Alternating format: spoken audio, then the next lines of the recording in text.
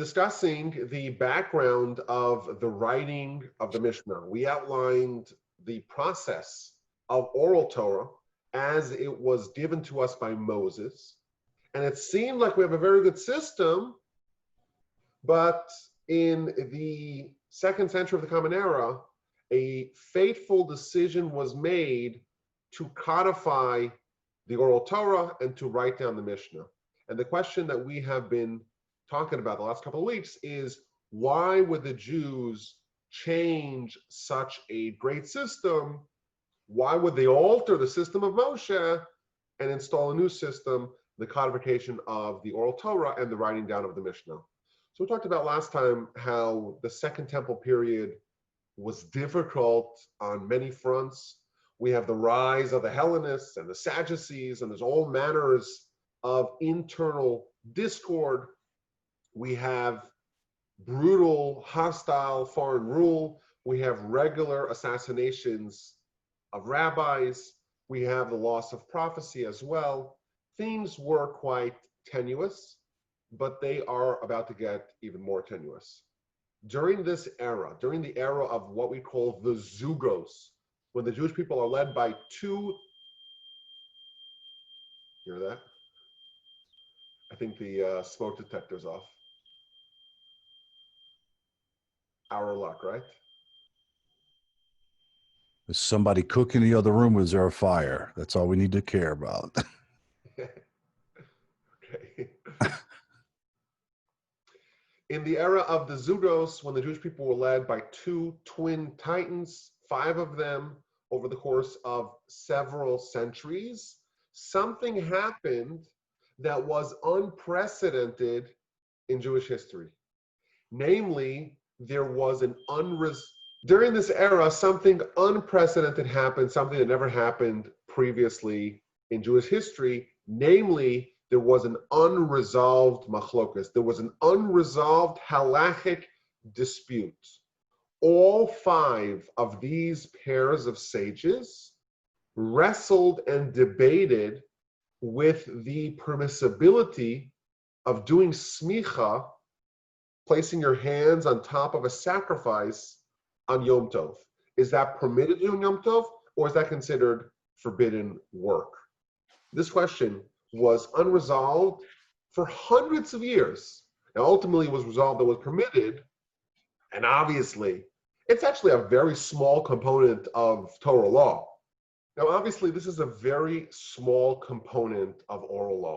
What percentage of Torah deals with the question of, can you place your hands on top of a sacrifice on Yom Tov, on the festival? And ultimately was resolved, but still we see the first cracks in this ostensibly bulletproof system. Now, by the time Hillel and Shammai arrived, Hillel and Shammai are the final ones of the Zugos, the final pair of Zugos.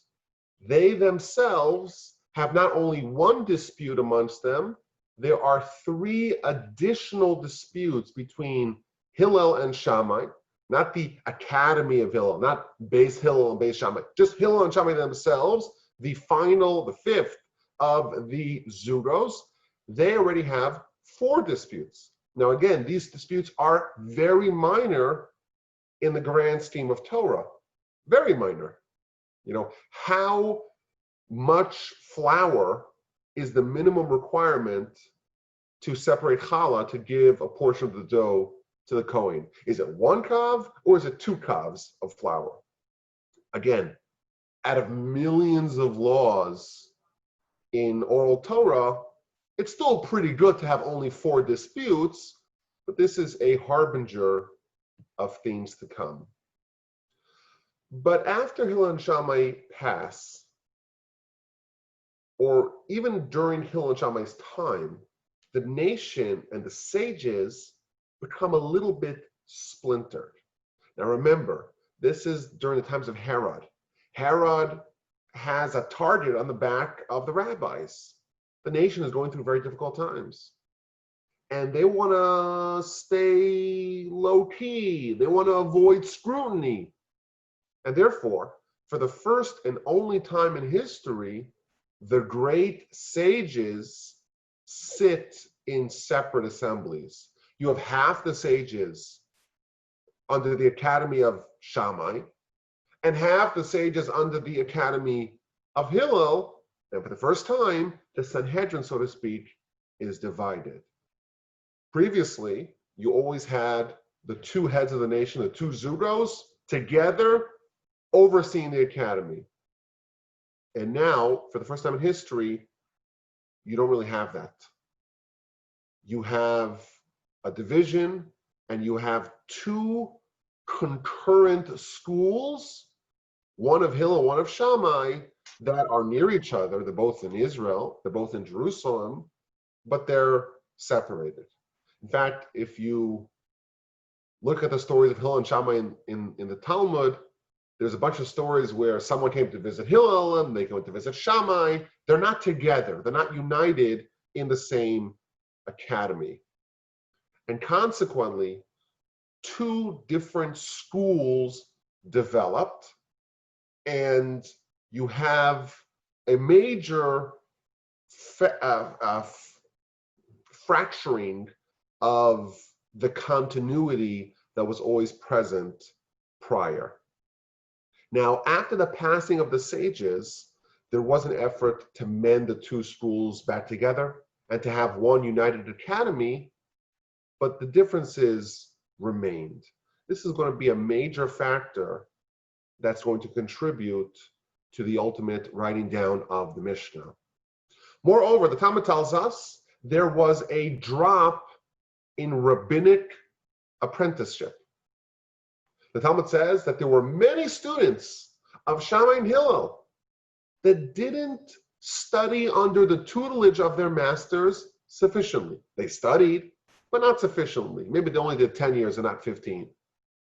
And consequently, they didn't fully absorb the teachings, the traditions, the heritage of oral Torah from their teachers, and that allowed disagreements, machlokes, to fester.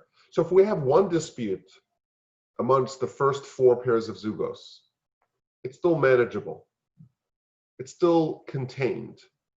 Comes along Hillel and Shammai themselves, and they have four disputes, a 400% increase.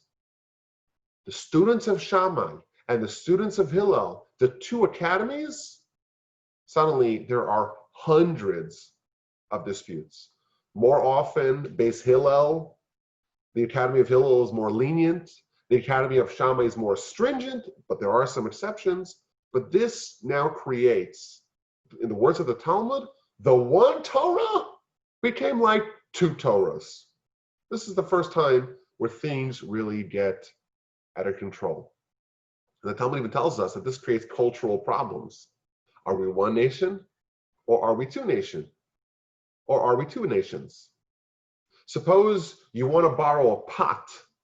You go to your neighbor, but your neighbor's from the other academy. They're from the academy of Shammai. And who knows what kind of stringencies or leniencies or differences in halacha led to what went into that pot.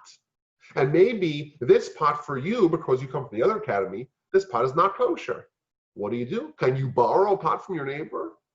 Are we one religion, or are we two religions? So Talmud tells us that they would share pots. They would allow each other to borrow and lend pots to each other, but they would keep a set of pots, a set of cutlery that was kosher for the other side. Each one of them knew that this is the pot that I'm going to lend to my neighbor, and therefore I'm going to make sure that I'm not going to play any games. I'm going to make sure this is kosher even for them. Talmud goes on to tell us that there is a dispute in a very obscure case called Saras Habbas, which means the co-wife of the daughter. It's a very complicated case, but essentially two brothers, one of them married the other brother's daughter. So one of them married his niece and a second wife. This is again at a time where polygamy is still permitted. So brother A has two wives. One of them is his niece, which is brother B's daughter, and one of them is a random woman. And then brother A dies without any children.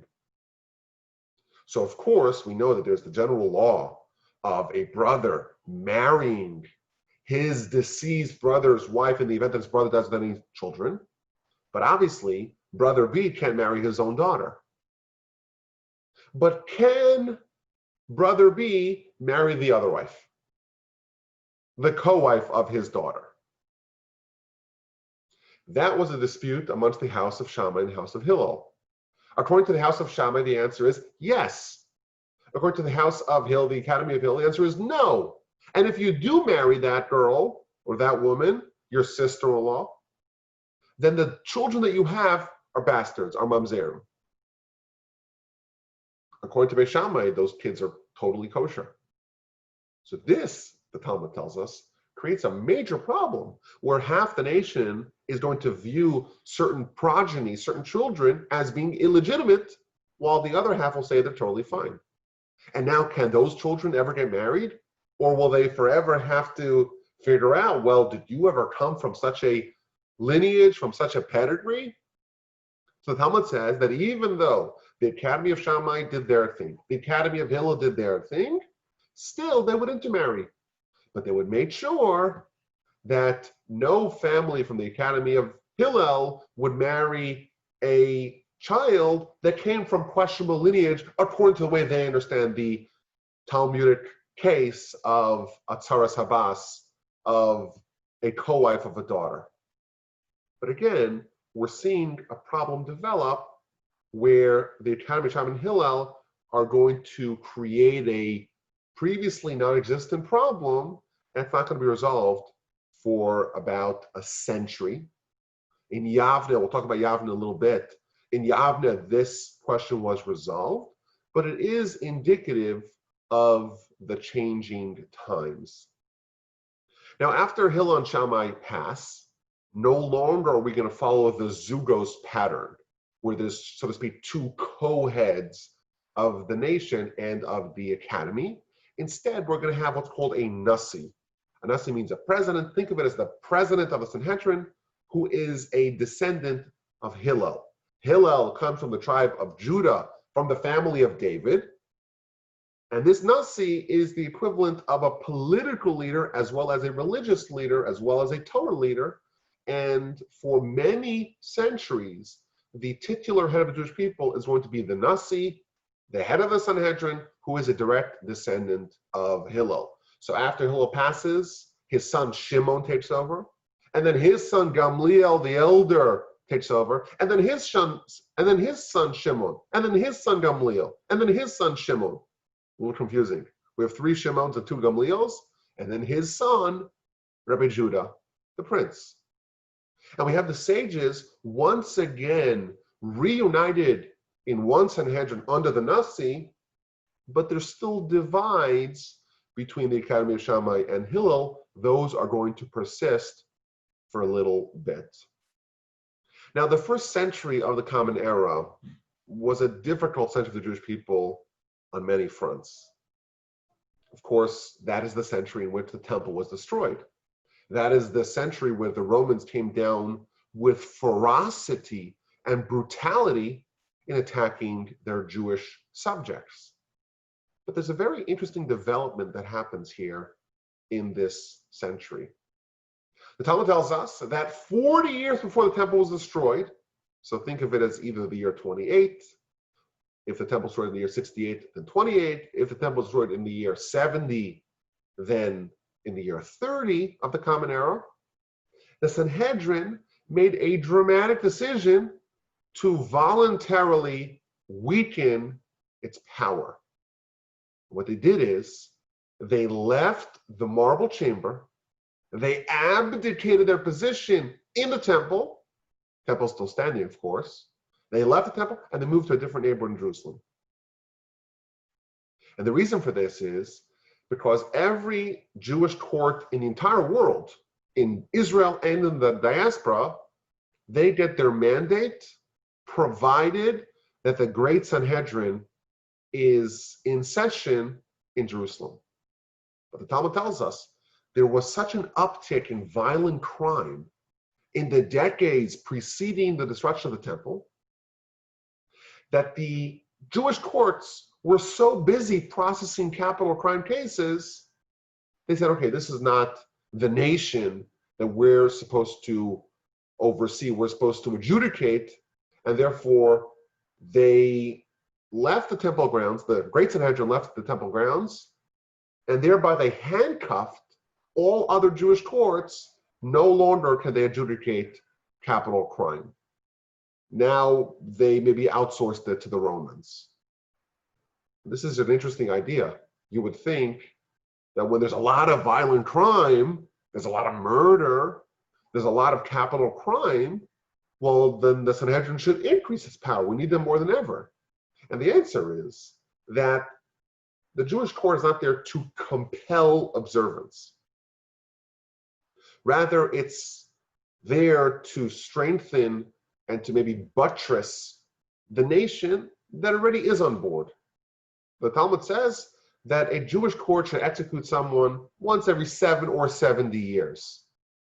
It should be exceedingly rare because the nation is so righteous.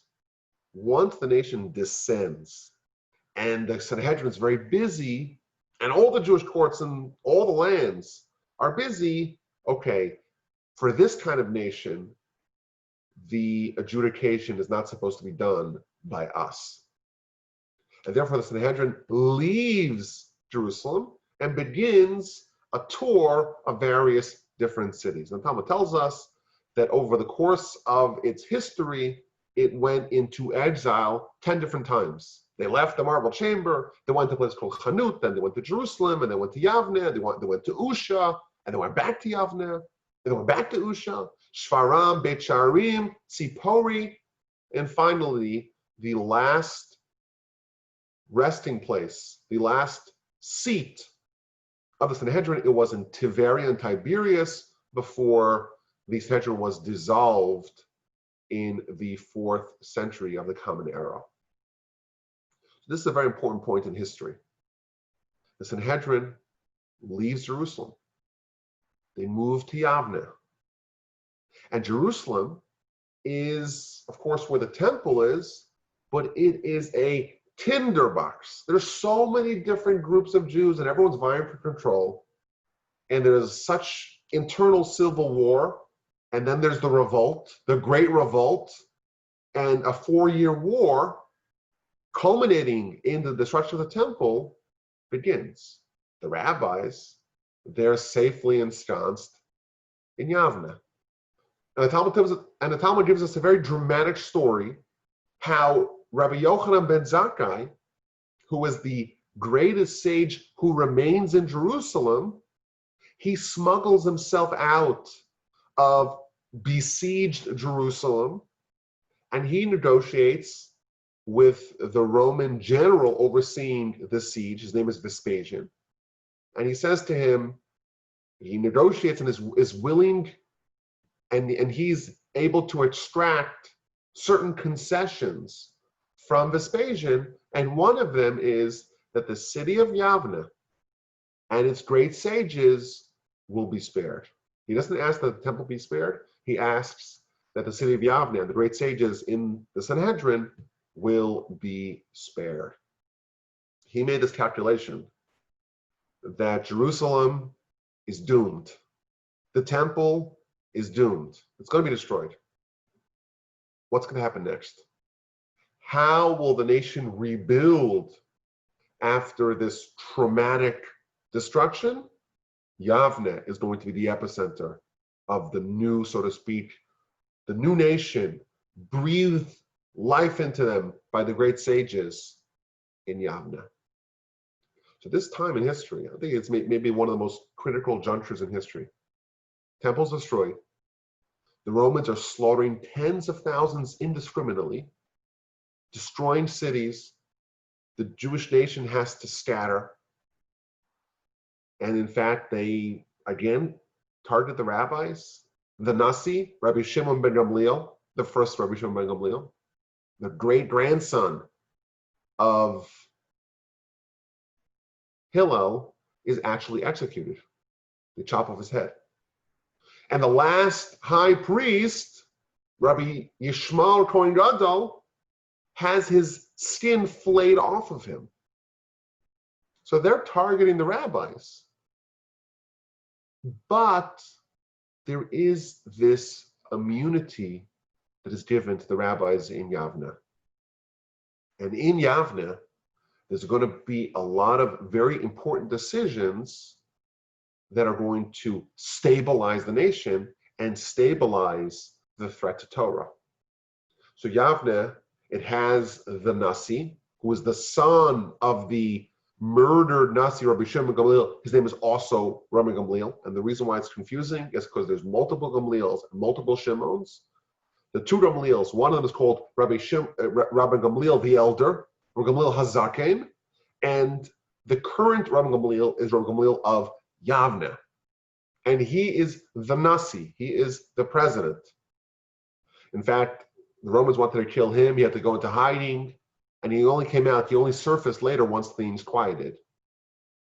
But in Yavne, the leadership is going to be expanded. There's going to be a triumvirate leading Yavne.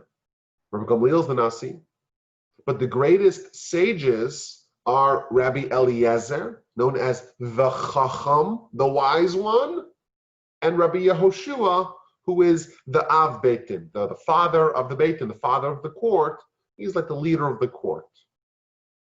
And there's many stories about this time period in Yavne, what these great sages, again, they're given immunity, they survive in Yavne, and now they're going to be defenders of their nation. So the first thing they do is they make a bunch of trips to Rome, and they petition the Romans to alleviate the oppression of the Jewish people.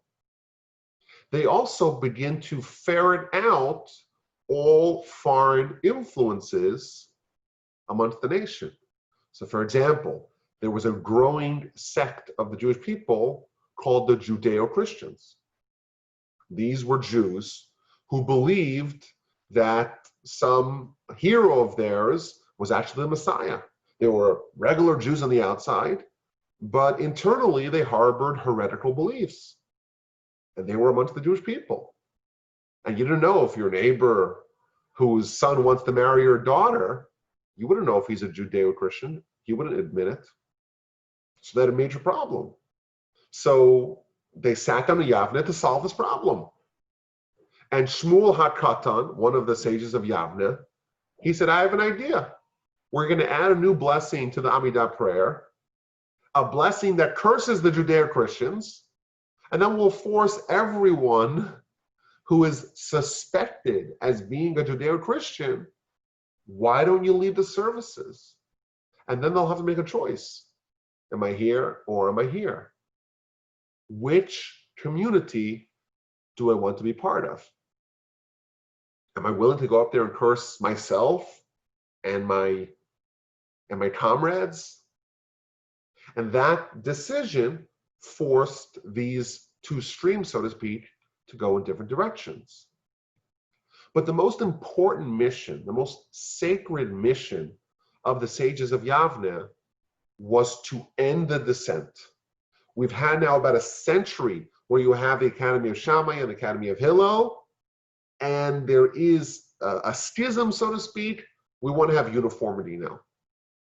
We're going to establish halacha, we're going to unite the nation, and we're no longer going to have these various differentiating, disagreeing groups amongst our people. The Talmud tells us that for 3 years, they tried to debate it out. They tried to debate, is the law like the Academy of Shammai, or is the law like the Academy of Hillel? And after 3 years, they heard a heavenly voice that said the following. This is one of the most interesting and profound ideas in this entire subject. The heavenly voice boomed the following message. Elu va'elu divrei Elokim chaim. These and these are the words of a living God. The halacha, and the halacha, Kibbutz Hillel, is like the Academy of Hillel. A very deep idea here. Both the Academy of Shammai and the Academy of Hillel are correct. They're both the word of a living God. They're both correct as far as God, so to speak, is concerned. In the heaven, if you were to take the Torah on its heavenly dimension, where it's in the godly infinite level, both Beis Shammai and Beis Hillel are the word of a living God. They're both correct on that level. But of course, we live here. And on this level, we have to decide either like Shammai, like the Academy of Shammai, or like the Academy of Hillel. We have to decide like one and not like the other. What this is hinting at is that the Torah is multidimensional. And in the heavenly sphere, it's possible that two opposing positions are both true, are both Torah, but over here, vis-a-vis halacha, we have to have one and not the other. In fact, the commentaries explain that when Moses went up to heaven, every single law, he was shown 49 angles of purity and impurity. And of course, those two are opposite. You can't be pure and impure, at least not in our world. But what Moses witnessed was purity and impurity, 49 arguments in each direction. 49 arguments for permission, for permissibility, and for prohibition. And then he asked the Almighty, wait a minute, how do we actually behave in terra firma? And God said, that's going to be in the hands of the great sages of each generation. It's not that we're getting a monolithic Torah that we splintered. We have a godly Torah that's expansive and exhaustive and infinite, as broad as the land, as deep as the sea. There are 70 facets of Torah, and all of them are called Torah. We're given a heavenly Torah, but we are the stewards of it. The Torah is still heavenly. Beis Shammai, Beis Hillel, they're both true in heaven. But here, we have to decide halacha. And in halacha, the ruling is like Beis Hillel, like the Academy of Hillel. So 3 years, these sages spent working on these problems. They realized how important it was at this juncture of our history to try to minimize and mitigate dispute. Our nation, because of internal discord, because of all this factionalism, we lost the temple. We lost our hegemony. We lost our security. We lost so many communities, so many of our great leaders. Now it's time to reunite. Now it's interesting. If you study this period, you'll see that there were some casualties, if you will, from this effort. You have the great sages in Yavne, and everyone's motivated. Okay, now it's time to reunite. Now it's time to unify the halacha. Now it's time to end dissent. Well, what if there is dissent? Sometimes there were even these hints of dissent that were quickly stamped out in a way that, looking back at it, seems quite tragic. There was a zero tolerance policy that was adopted to try to stamp out any hint, any whiff of dissent. And as a result of that, we read the story, for example, of Rabbi Eliezer and the serpentine oven. The great Rabbi Eliezer, he's the Chacham, he's the greatest sage in Yavne. He's not the Nasi, he's not the official head, but he's the greatest sage. And he rules about a very obscure case, the serpentine oven. And I know we spoke about these stories in the past, we'll be brief, but it's important to hear about it in context. He rules against the rest of the sages, and he refuses to accept the ruling of the majority. Now, the reason why he refuses to accept the ruling of the majority That's because at that particular time, there wasn't a quorum in the Sanhedrin of Yavne. And the reason for that is, even though Yavne was granted certain immunity, but at various times things got a little hot and they split up and went in different directions. And they went underground, and then eventually they once again reunited once things quieted down. So there was a convention in Yavne, but there weren't the full quorum. And therefore, Rabbi Eliezer says, even though the majority is against me, but because there isn't a quorum, I'm allowed to maintain my dissent. And Rabbi Gamliel, the head of the Sanhedrin, the Nasi, he said, no, we have a partial quorum, and we have the Nasi, and that should be sufficient to follow the ruling of the majority. And Rabbi Eliezer does all kinds of tricks to prove that he's right. He makes the water flow the opposite direction. They hear a heavenly voice. But of course, it's all rejected. And that causes the tragic aftermath of this is that Rabbi Eliezer himself was excommunicated. The importance of this, you have to realize. This is the greatest sage in the land. The greatest sage. The greatest sage of Yavne, we're told, okay, you're persona non grata. No one's allowed to be around you. Because you are giving off even the impression, even the hint of dissent. Now is not the time for that. The Talmud even tells that Rabbi Gamliel, right after this happened, he went on a trip, a diplomatic mission to Rome. And he's on the ship in the Mediterranean, and a hurricane, a gale, attacks the ship. And he's on the ship, and he knows that the reason why God is, so to speak, attacking him is because of what he did to Rabbi Eliezer. And he says, Master of the world, you know that I didn't do this for my own honor, and not for the honor of my father's household, of the office of the Nasi. I did it for your honor, so that there will not be a lot of machlokas, there will not be a lot of disputes amongst the people. He makes a declaration, and right away the waters calm. And to make things even more complicated, Rabbi Eliezer and Rabbi Gamliel were brothers-in-law.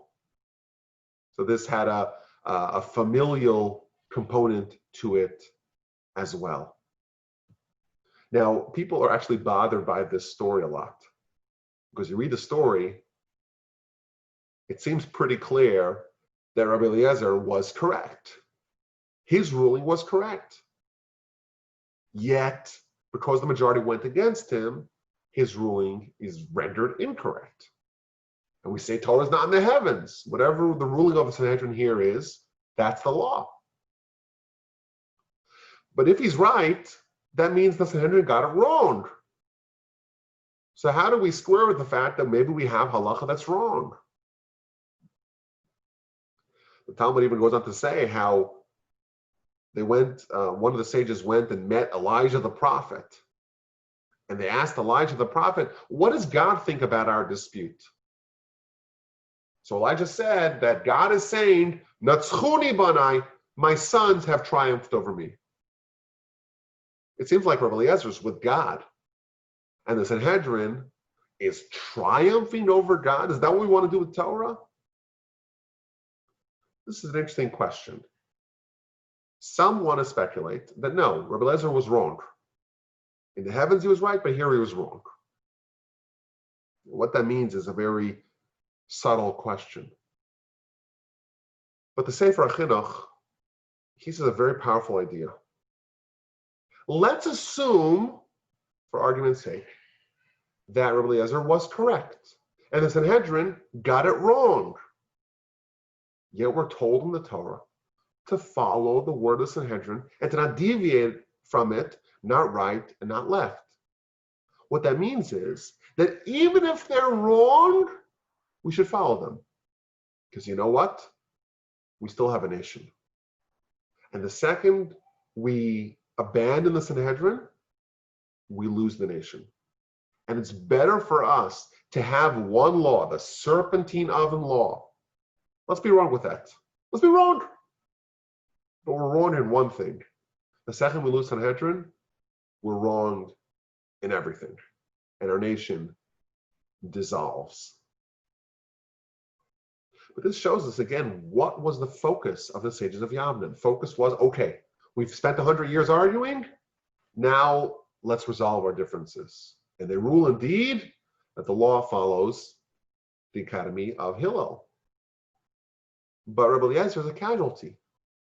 And Rabbi Yeshua, who was the Av Beis Din, was the head of the court, he too had his run-ins with Rabban Gamliel. And there was one story where they had a disagreement as to whether or not witnesses were good witnesses, were reliable witnesses for the purposes of making a new moon. And consequently, they would have a different calendar. And that was the month of Tishrei. So there was a dispute as to what day was Yom Kippur. And the Sanhedrin ruled that Yom Kippur is on day 10. And according to Rabbi Yeshua's calculation, it will be on day 11. So Gamliel tells Rabbi Yeshua, I want you to come to me on day 11, the day you think is Yom Kippur. According to us, it's the day after Yom Kippur. But the day that you think is Yom Kippur, you must come to me. I declare upon you. I decree upon you. You must come to me holding your staff, holding your money pouch, violating, so to speak, Yom Kippur to show that you accept the ruling of Sanhedrin. And there was another story between Rabbi Yeshua and Rabbi Gamliel that actually got Rabbi Gamliel deposed. They fired him. And that was the question of whether or not the evening prayer is obligatory or not. Is it optional? A student went to Rabbi Yeshua and says to him, is the evening prayer obligatory or optional? And he says it's optional. And this same student goes to Rabbi Gamliel and says to him, same question, is the evening prayer obligatory or optional? He says it's obligatory. So the student tells Rabbi Gamliel, wait a minute. I just spoke to Rabbi Yeshua, and he told me that it was optional. And now you're telling me that it's obligatory. How do we square that? So Rabbi Gamliel says, okay, wait till everyone gathers together and we'll figure out what happened here. So the entire academy assembles together and they're going to hear a lecture from the Nasi and they're going to discuss matters of Torah. And Rabbi Gamliel poses the question, is the evening prayer optional or is it obligatory? And Rabbi Gamliel says it is indeed obligatory. And then he makes the announcement, is there anyone in the room who disagrees with this? No one says anything. Everyone seems apparently to acquiesce. So then he turns to Rabbi Yehudah and says to him, I heard in your name that you said that it was optional. Stand up on your feet and let's testify what your opinion really is. So Rabbi Yeshua stands up on his feet and he says, listen, you got me. If this other student wasn't around, I could maybe lie my way out of this. But now that he's around, there's no way I can lie my way out of this. Indeed, you are correct. I believe that it is optional. Now, Rabbi Gamliel made a decision here for which he was fired. He said, I want to teach Rabbi Yeshua a lesson. I want to teach everyone a lesson. I want to teach everyone that now was the time to end dissent. So the rest of the lecture, he did not tell Rabbi Yeshua, okay, you can sit down. He made him stand up, and then he never allowed him to sit down. So for the rest of the lecture, you have this great sage, one of the heads of Yavne, the head of the of the Beis Din, arguably a greater sage than Rabbi Gamliel himself, is being forced to stand in a humiliating fashion. So in the middle of the speech, a group of students torpedo the lecture. And they tell the Maturgamon is like the amplifier. That's the great sage. If there's thousands of people without microphones, he would whisper the message, the lessons, to someone who had a very strong, booming voice, and that person would announce it to everyone. So they tell him, no more talking from you. And they torpedo the lecture. And they say to Rabbi Gamliel, I'm sorry, you are no longer the head of the Sanhedrin. We're going to find a replacement. And they fire him. And they find a replacement, whose name is Rabbi Eliezer ben Azariah, who happens to be only 18 years old at the time. And it's a long story, but eventually Rabbi Gamliel is restored, and there's like a system where he alternates. 3 weeks out of 4, Rabbi Gamliel gives the lecture, and the 4th week, Rabbi Eliezer ben Azariah, he is the, so to speak, the assistant Nasi, and he gives a lecture every 4th week. But this again shows us what is happening in Yavne. We're trying to weed out any disputes. We're trying to stamp out any dissent, and we're trying to unite and unify the nation once again. Now, there's an interesting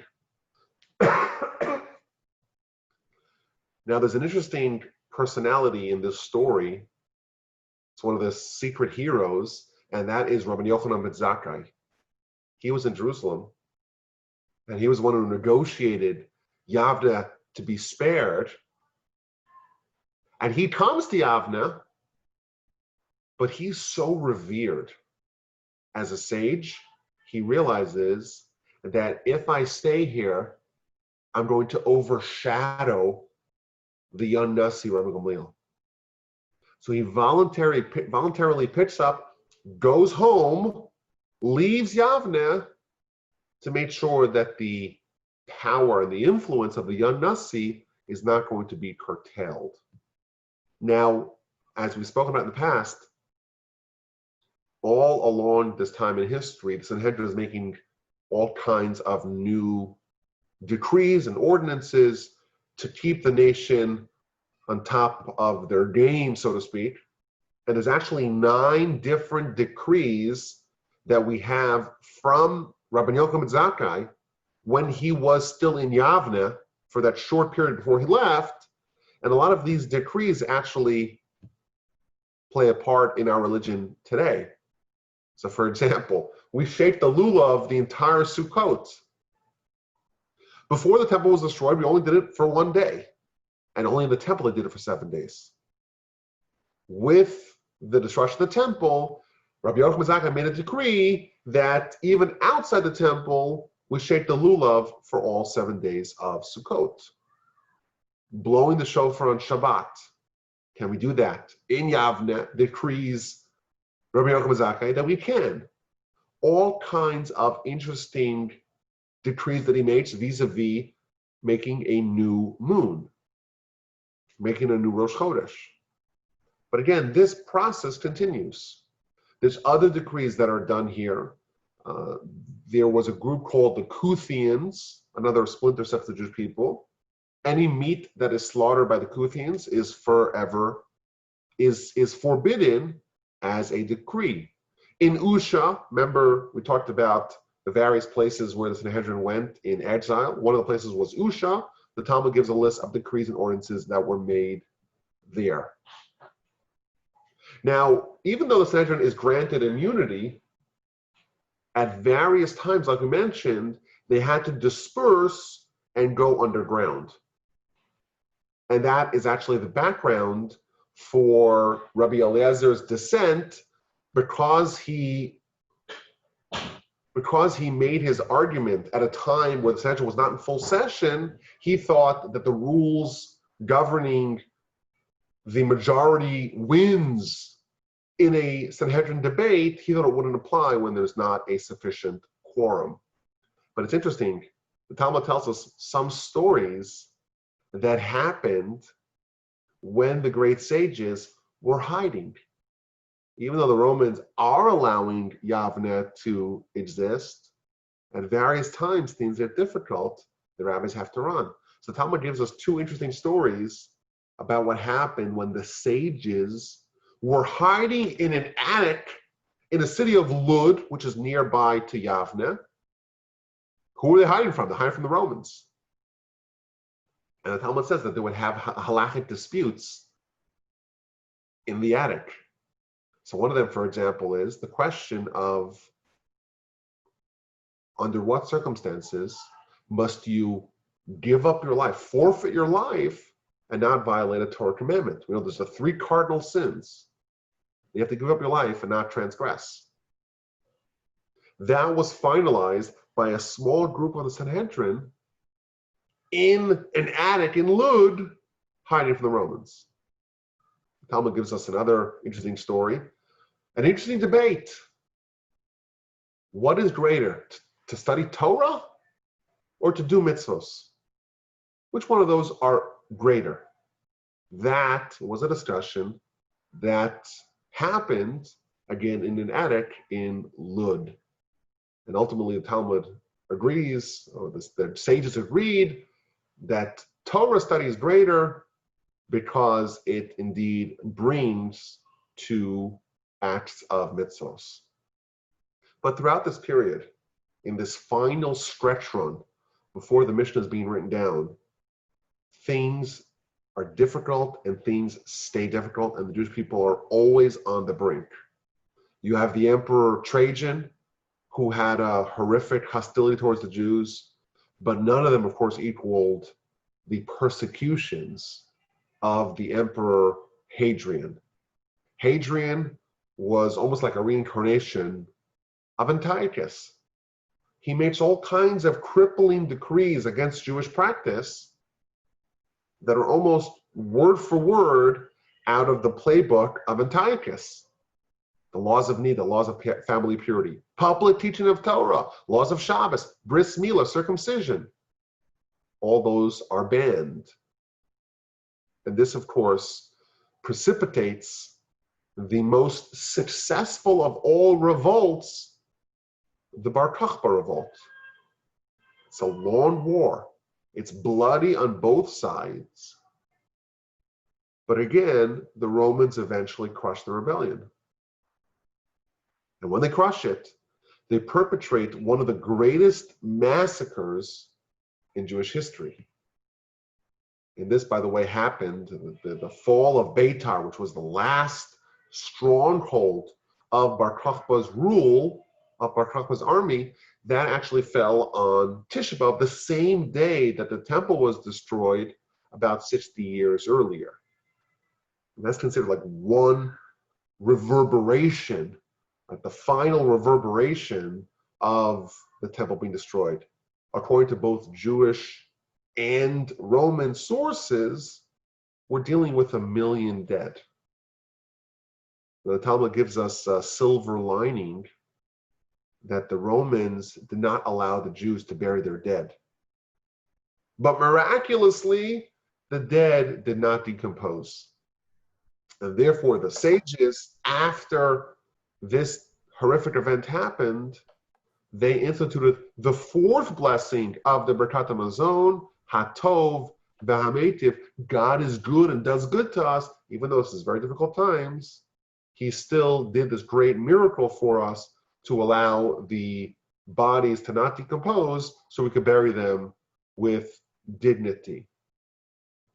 Now, Jewish sources talk about 10 martyrs, 10 great sages that were killed in this 60 to 70 year period from the destruction of the temple to the fall of Beitar.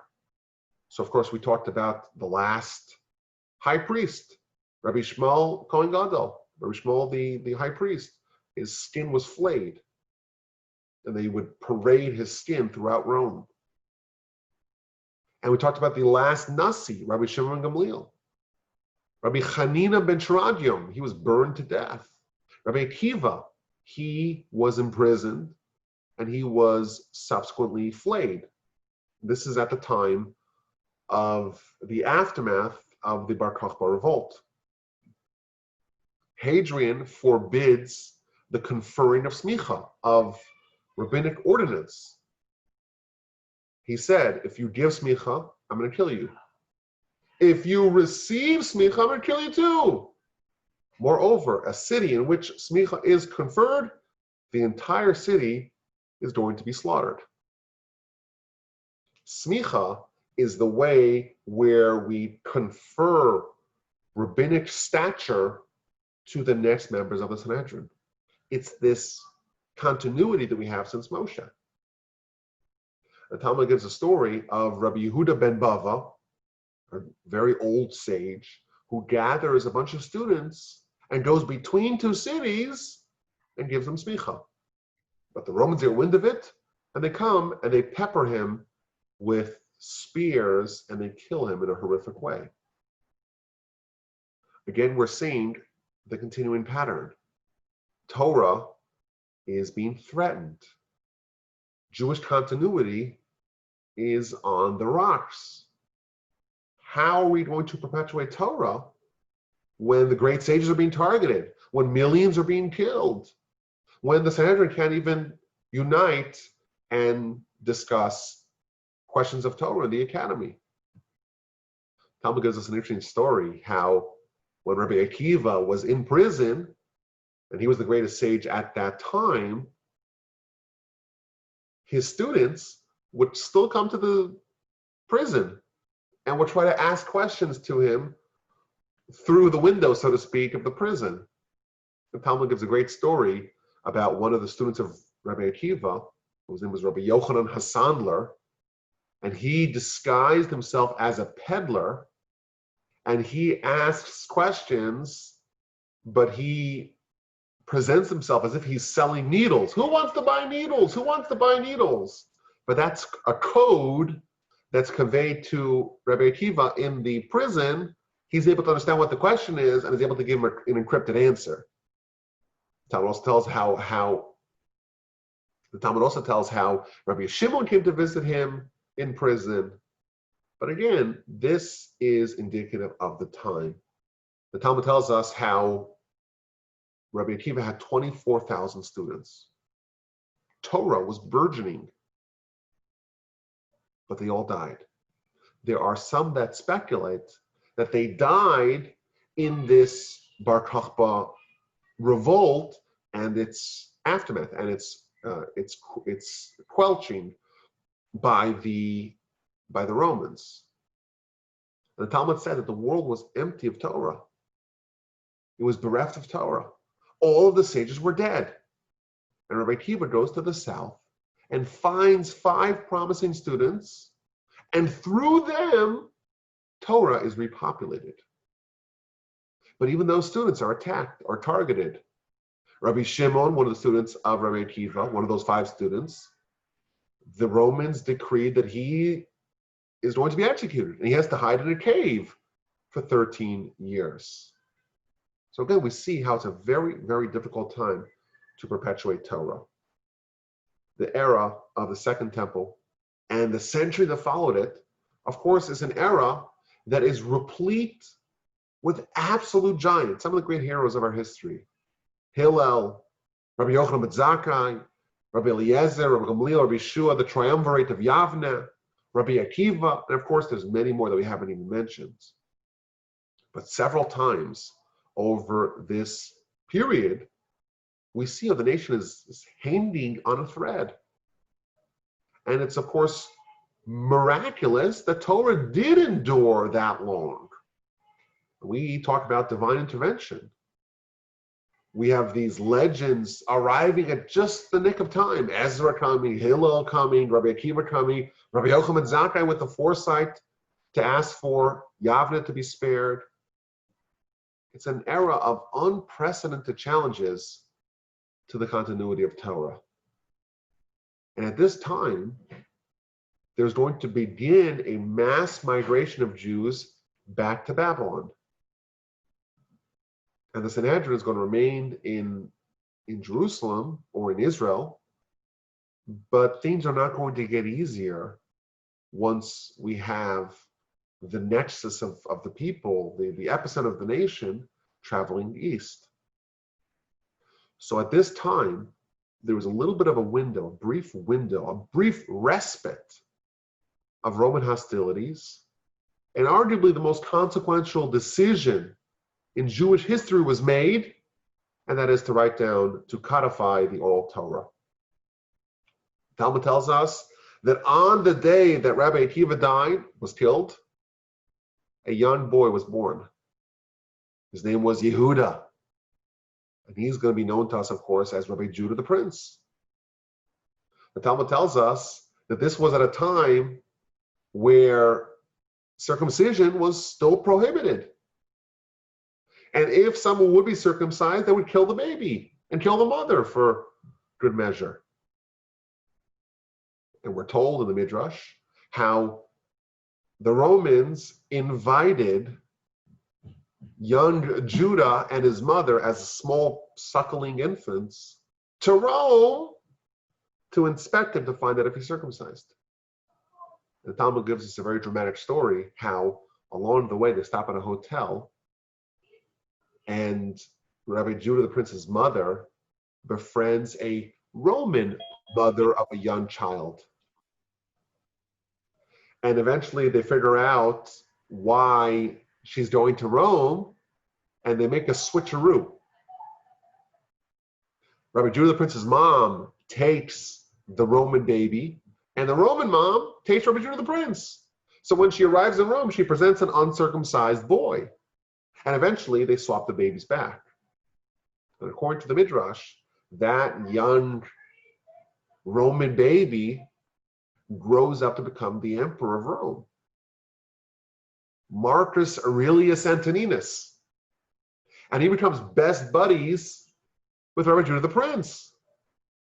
And he provides the political cover to facilitate this last final union of the academy in Israel, and then write down the Mishnah.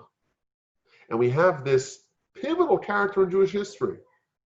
He is a student of all the students of Rabbi Akiva. Rabbi Meir, one of the 5 students. Rabbi Shimon, one of the 5 students. Rabbi Judah the Prince is a student of them.